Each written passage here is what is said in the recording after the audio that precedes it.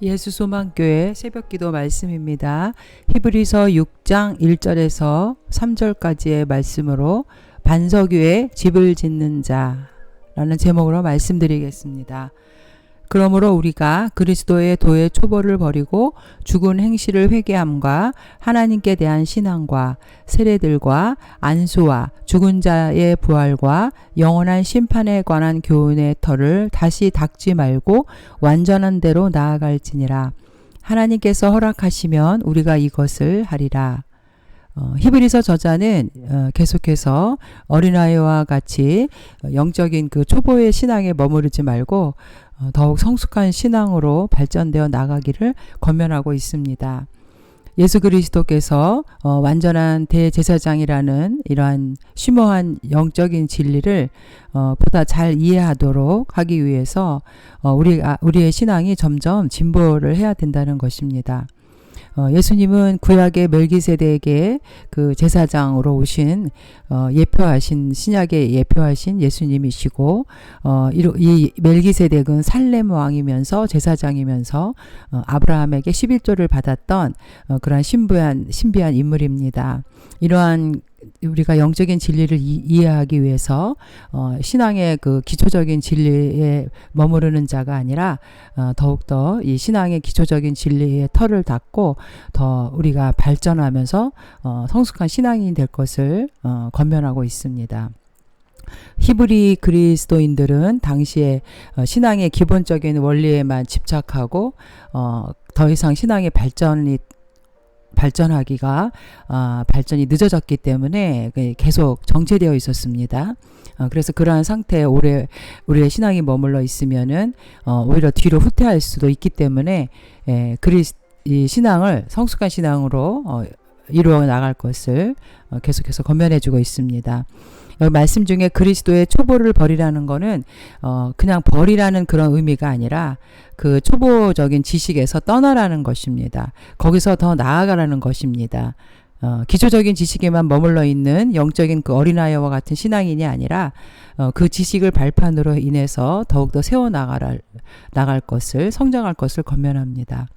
그리고 이 저자는 초보적인 진리 6가지에 대해서 설명하면서 그 기초적인 진리에 머무르지 말고 성숙할 것을 권면합니다.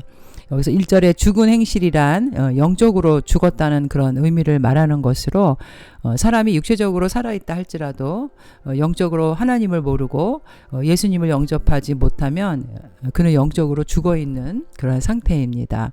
요한복음 3장 16절에도 하나님이 세상을 이처럼 사랑하사 독생자를 주셨으니 이는 그를 믿는 자마다 멸망하지 않고 영생을 얻게 하려 하심이라.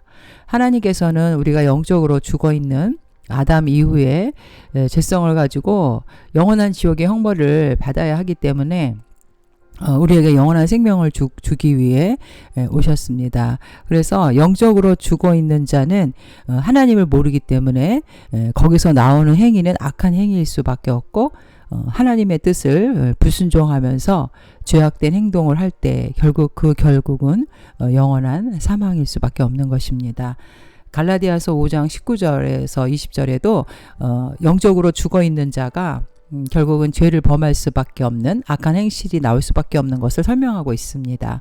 육체의 일은 분명하니 곧 음행과 더러운 것과 호색과 우상숭배와 주술과 원수 맺는 것과 분쟁과 시기와 분냉과 이렇게 투기와 술 취함 방탕함 이런 악한 행실은 영적으로 죽어 있기 때문에 죄를 깨닫지 못하고 결국 이런 행위를 통해서 결국 그의 삶은 죽음과 파멸에 이를 수밖에 없는 것이죠. 그래서 죽은 행실을 회개하고 이라는 것으로 첫 번째 초보적인 이 진리를 말합니다.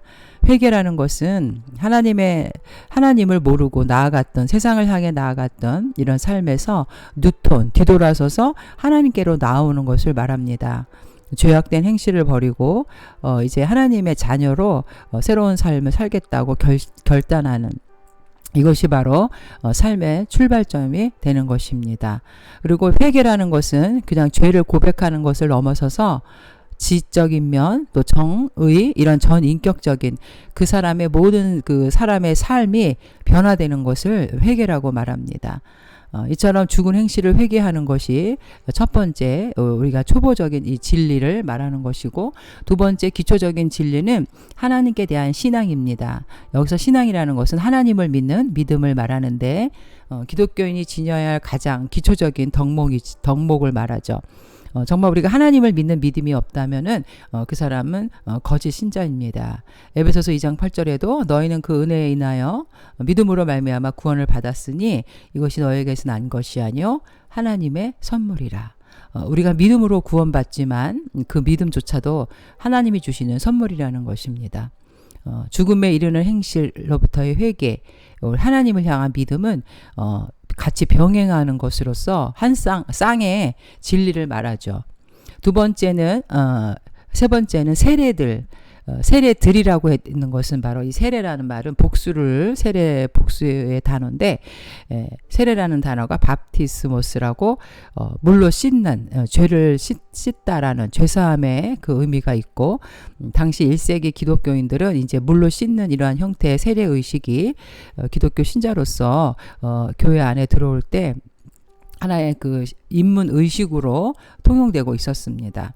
그래서 반드시 하나님 나라의 백성이 되기 위해서는 죄를 씻어야 하고 죄를 사함 받아야 되는 그리스도인으로서 반드시 필요한 절차로 인식되었습니다. 사도행전 2장 38절에도 베드로가 이르되 너희가 회개하여 각각 예수 그리스도의 이름으로 세례를 받고 죄사함을 받으라. 그리하면 성령의 선물을 받으리니. 결국 죄를 씻는 이 물로 죄를 씻는 형식적인 이 세례와 또 성령의 세례가 같이 병행이 되었을 때 그것이 하나님의 자녀가 되는 표시를 나타내고 있는 것이죠. 그래서 이 세례를 이미 물 세례를 받지 않았다 할지라도 성령 세례를 받고 예수님을 믿기로 영접하고 회개한 사람은 다시 물로 유대인의 그 전통적인 형식적인 그 세례를 받을 필요가 없다고, 한 번 세례를 받으면 되는 거지 다시 되돌아가서 이런 세례를 받으려고 하는 이 신앙인들을 향해서도 권면을 하고 있는 것입니다.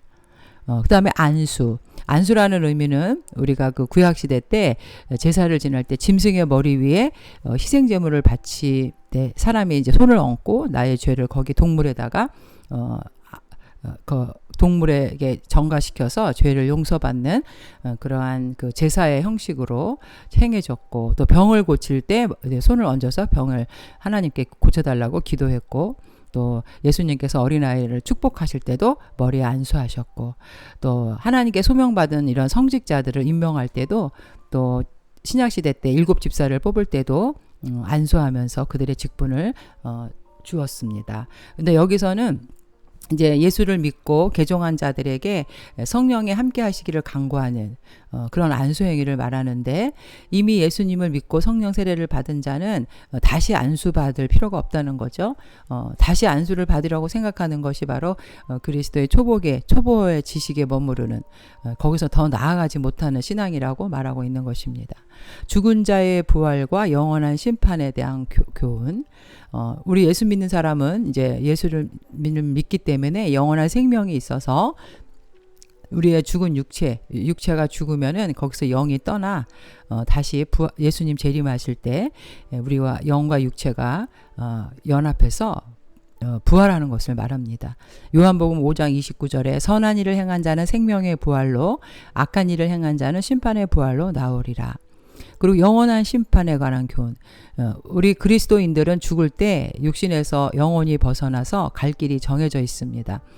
마지막 날에 영혼과 몸이 영원히 있어야 할 장소, 이것이 바로 이 심판에 의해서 정해지는데, 우리는 이 지상에서의 삶을 어떻게 살았느냐에 따라서 예수님을 영접했는가, 또 거룩한 삶을 예수님을 영접하고 말씀에 순종하는 삶을 살았는지, 또 예수님을 믿지 않았는지, 이러한 거에 따라서 결과가 주어지는데, 결국 그 결과는 영원히 하나님과 함께 천국에서 영생을 할 것인가, 아니면 영원한 지옥의 형벌을 받을 것인가가 정해지는 것이죠.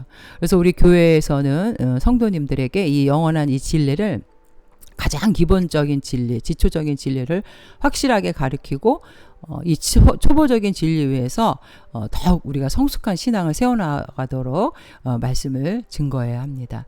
결국 죽은 자의 부활과 하나님의 최후 심판에 관한 이러한 성경의 가르침은 기독교 교리에 있어서 매우 중요한 위치를 차지하고 있는 것이죠. 왜냐하면 죽은 자의 부활이 없다면은 그리스도인들이 이 땅에서 고난을 받고 또 소망을 가지고 있을 수 없기 때문입니다. 고린도전서 15장 19절에도 만일 그리스도 안에서 우리가 바라는 것이 다만 이 세상의 삶뿐이면 모든 사람 가운데 우리가 더욱 불쌍한 자이러라. 부활의 소망이 없이 고난을 받고 산다면 너무나 우리가 불쌍한 자이죠. 그러나 20절에 이제 그리스도께서 죽은 자 가운데서 다시 살아나사 잠자는 자들의 첫 열매가 되셨도다. 결국 우리는 부활의 소망이 있기 때문에 잠시 몇십 년 사는 인생 가운데서도 주님의 말씀에 순종하고 하나님의 의를 위해서 때로는 고난도 받을 수 있다는 것이죠. 결국 하나님의 최후의 심판에 관한 이 말씀은 누구든지 그리스도를 믿지 아니하는 자는 결국 예수님 재림하실 때 영원한 형벌의 심판을 받게 된다는 것을 경고해주고 있습니다. 요한복음 3장 18절에 그를 믿는 자는 심판을 받지 아니하는 것이요 믿지 아니하는 자는 하나님의 독생자의 이름을 믿지 아니하므로 벌써 심판을 받은 것이니라. 이 땅에 사는 동안 주님을 영접하지 않은 자는 이미 심판을 받은 것입니다. 왜냐하면 그가 주님의 그 성령께서 함께 하시지 않기 때문에 그 영적으로 죽어 있어서 사단의 종이 됐기 때문에 자꾸 죄악을 저지를 수밖에 없는 것이죠. 그리고 요한계시록 20장 15절에도 그래서 누구든지 생명책에 기록되지 못한 자는 불못에 던져지더라. 이러한 부활과 하나님의 공의의 심판이 반드시 있기 때문에 우리는 이 땅에서도 소망 가지고 고난을 이겨가며 살아갈 수 있는 것이죠. 하나님께서는 우리에게 영원한 구원의 그 영원한 생명을 주실 뿐만 아니라 예수님 안에 있는 자들에 대해서 보혈의 공로를 힘입어 구원받은 자들에 대해서는 이 땅의 삶에 대해서 반드시 상급이 있습니다. 수고한 분량에 적절하게 보상을 하시는 거죠. 계시록 22장 12절에 보라 내가 속히 오리니 내가 줄 상이 내게 있어 각 사람에게 그가 행한 대로 갚아주리라. 그래서 교훈의 털을 다시 닦지 말고 완전한 대로 나아갈지나. 여기서 터라는 거는 기초, 근거라는 말인데 사람들이 집을 지을 때 한번 기초를 놓으면은 계속 다시 놓지 않습니다.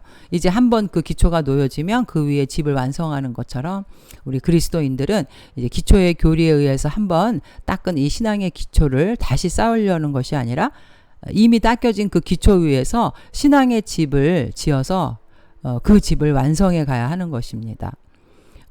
우리가 이렇게 길을 가다 보면 건축을 짓다가 그 부도가 나거나 그 건축이 멈춰 있는 집을 볼 때 엄청 그 건물이 흉물로 우리가 보여집니다.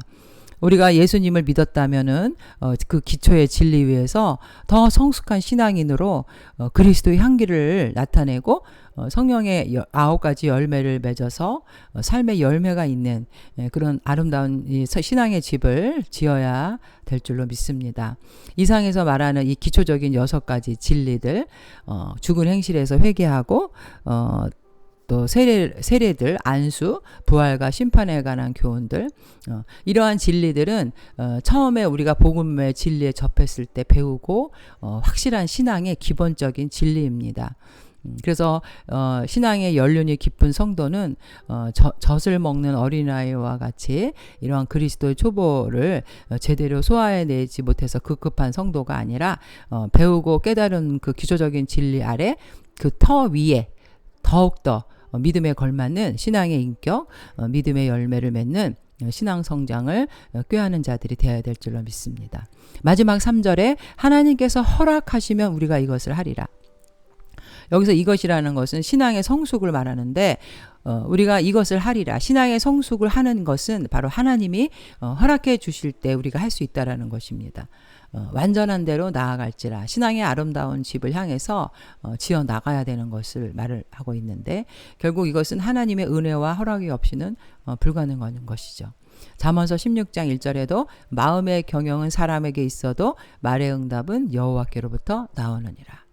그리고 우리의 존재를 야고보서 4장 14절에도 내일 일을 너희가 알지 못하는도다. 너희 생명이 무엇이냐? 너희는 잠깐 보이다가 없어지는 안개니라. 너희가 도리어 말하기를 주의 뜻이면 우리가 살기도 하고 이것이나 저것을 하리라 할 것이거늘.